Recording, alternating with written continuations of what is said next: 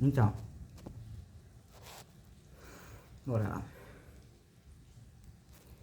Enobrecimento pela degenerescência. Aprende-se da história que a linhagem de um povo que melhor se conserva é aquela em que a maioria dos homens tem um vivo sentimento comum, em decorrência da identidade de seus princípios fundamentais, costumeiros e indiscutíveis, em consequência, portanto, de sua fé comum.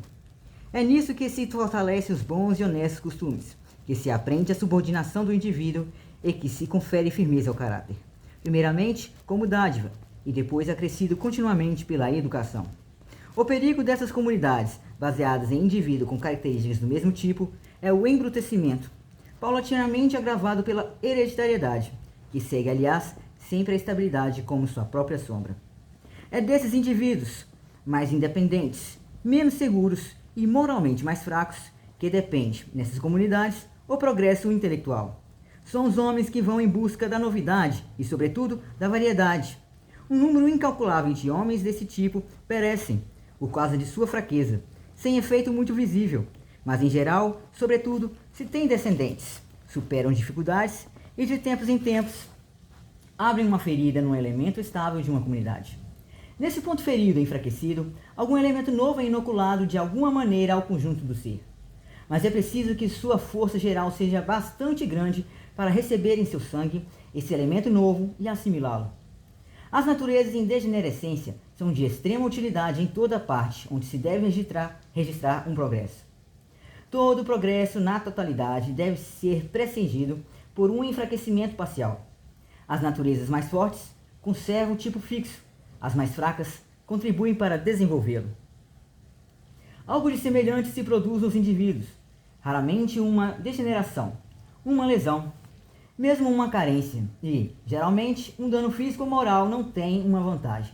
Por outro lado, o homem doentio, por exemplo, terá talvez no seio de uma tribo guerreira e turbulenta mais ocasião de viver para si próprio, e, deste modo, tornar-se mais calmo e mais sábio.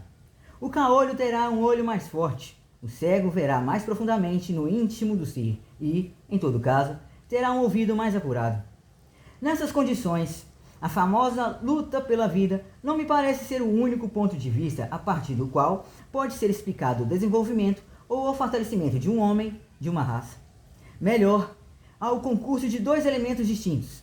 Primeiro, o aumento da força estável por meio da união dos espíritos na comunhão de fé e de sentimento. Em seguida, a possibilidade de atingir fins mais altos, devido ao fato de surgirem naturezas em degenerescência. E, por conseguinte, do enfraquecimento e das lesões dessa força estável. É precisamente a constituição mais fraca, porque mais delicada e mais independente, que torna possível, afinal, todo o progresso geralmente possível. Um povo que, em determinado ponto, se mostra gangrenado e fraco, mas no conjunto ainda é robusto e saudável, consegue apanhar a infecção do elemento novo e incorporar em seu proveito. Quanto ao indivíduo, a missão da educação é a de lhe preparar uma base tão firme e segura que nunca mais possa ser desviado em absoluto de sua rota. Mas depois, o dever do educador é de... Meu Deus do céu, perdi, vamos de novo. Vamos voltar essa última parte.